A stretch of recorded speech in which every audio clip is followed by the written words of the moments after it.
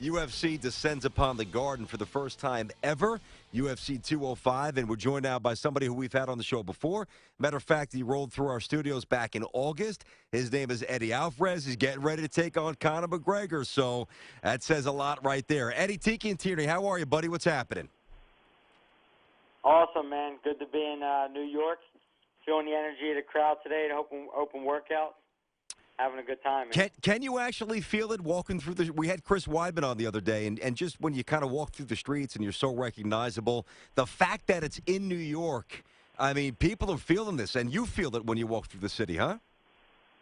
Yeah, man. Fans are coming out of everywhere. So this event is breaking every record alive. So you can definitely feel the aura. You can feel the greatness involved, and something big is about to go down on Saturday. Eddie, when we had you here on about in August, when we had you on before, you're telling you were down from Philadelphia. How many people are coming up, man? You probably had to get like 500 ticket requests for this one. Yeah, the ticket requests were incredible. I had to turn my phone off because even I thought the tickets were high, the price high, but people don't seem to care. People understand that there's history. There's history here because it's the first UFC fight in MSG, history. So people want to be there. People want to see that, and everyone from Philadelphia wants to see me bury this dude on Saturday in front of a large Irish crowd.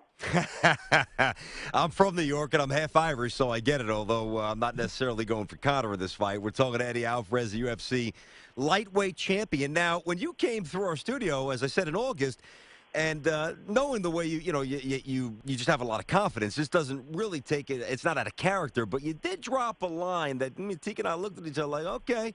And this is what you said on our show. McGregor, you know him personally? I don't know him personally, but I mean, thank God he's good at talking because he can't fight for. Can't fight worth bleep. Made some headlines. Obviously, it's a talking point. It means nothing when you actually get in the ring. But aside from that. Honestly, do you not respect him as a fighter? I respect every man that makes the walk in the octagon, everyone. Sometimes I say things and I exaggerate some things so I can get them to sign the fight. we got that done. I got under his skin. He signed the deal. So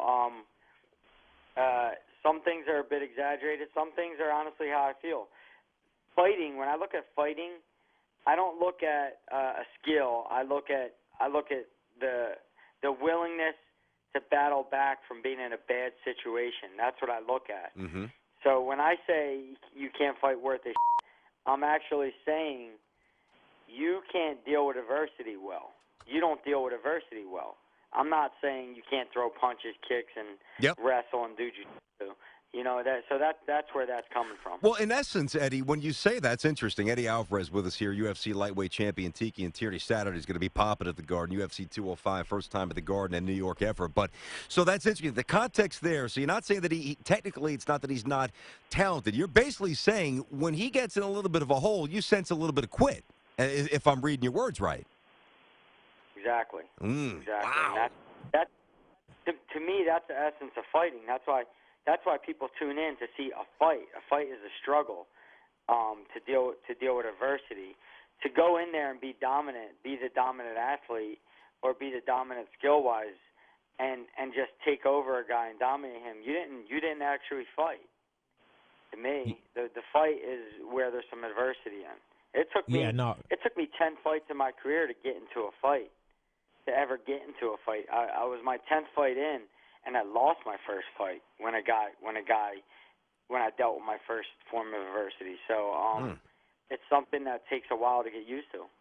Yeah, Eddie, back in July, you won the lightweight crown when you beat Rafael Dos Anjos for the 155-pound division. This is an interesting fight, though, with Conor because you're both champions. You're the lightweight champ.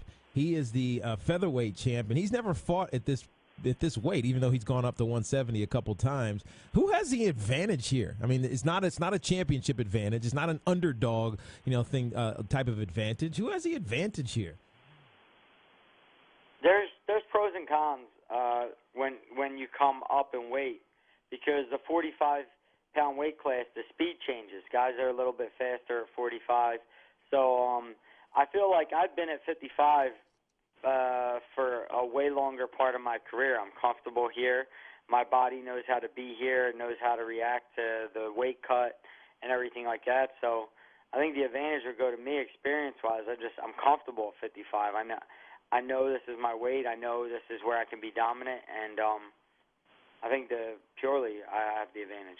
So, Eddie, as you look at this card here, I mean, obviously you're talking about historic stuff. In addition to playing host to 3 world title bouts for the first time in 15 years, you're talking about a night where it's only the second champion versus champion matchup in UFC history. You got to go back to UFC 94 when that happened first. You got a bunch of current champions, yourself and Conor McGregor, of course, and Woodley, and former champions, and Weidman and Miesha Tate. I mean, the list goes on and on. This obviously shapes up like the Super Bowl of all UFC cards. This clearly has to be the best we've ever seen, right? Without question. Without question. Best ever. Wow. And I think that's why it's going to break every record. The only record it's not breaking is attendance, because MSG just don't hold as many as like the Dome in Canada would or something like that. But it's going to break the gate. It's going to break the pay-per-view. It's going to break everything. And I think it's the fighters on the card that do that. You know what I mean? We have title fights. You got Frankie Edgar. The list goes on and on. Chris Weidman. It's incredible the amount of quality that they put on one card at one time. Eddie, what's your strategy, man? How are you going to attack Conor? We know he's all about attitude, and posturing, and the big cock with his feathers out. How are you attacking him? We compete, man. I'm a competitor on every level of life, not just fighting. So we're going to compete. But the bottom line is he has some deep holes that hopefully, he's fixed a few. But he has weaknesses, and we're going to exploit them weaknesses and keep him guessing. We're going to keep him guessing for 25 straight minutes. And I think somewhere within the realm of this fight, I'll be able to finish. So 25 minutes implies you guys are going to be in there for a while, so you don't think it's going to be quick on your part, do you? I'm not rushing anything. I'm gonna take my time. He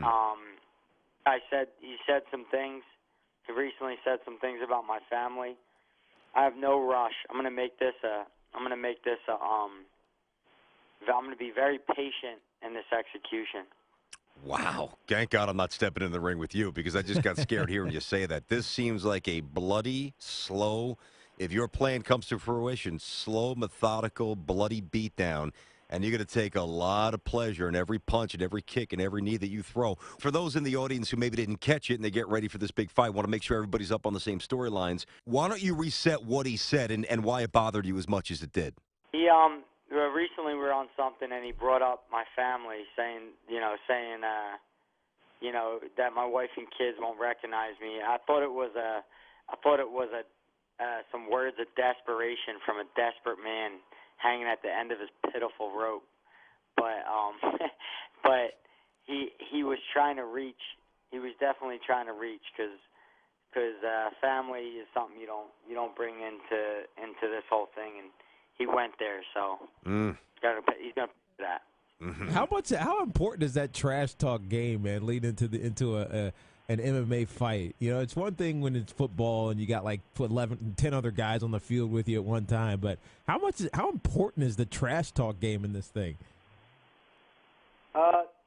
It depends on the experience of the opponent. You can, if you have someone who's inexperienced, you can throw them off big time just by saying a couple words to them. I've talked to people in the cage inside the fight. And I've seen them shut down offensively, shut down completely. So it works. It definitely works. It has its time and place. But if you're an experienced fighter, you understand fighting and the psychology of it. It's really going to be about the performance and what you do rather than what you say. This is going to be incredible. Eddie, aside from having to take care of business and do what you got to do, if you can, carve out a little time to just step back, maybe not middle of the round, but at some point during the night, just look around and absorb the moment, man. Where you came from, and you were very honest with your upbringing when we had you in studio. Where you are now at the Garden, center stage, in the world's most famous for UFC 205. Soak it in, my friend. Good luck to you, and we'll be watching for sure, no doubt. Thanks, brother.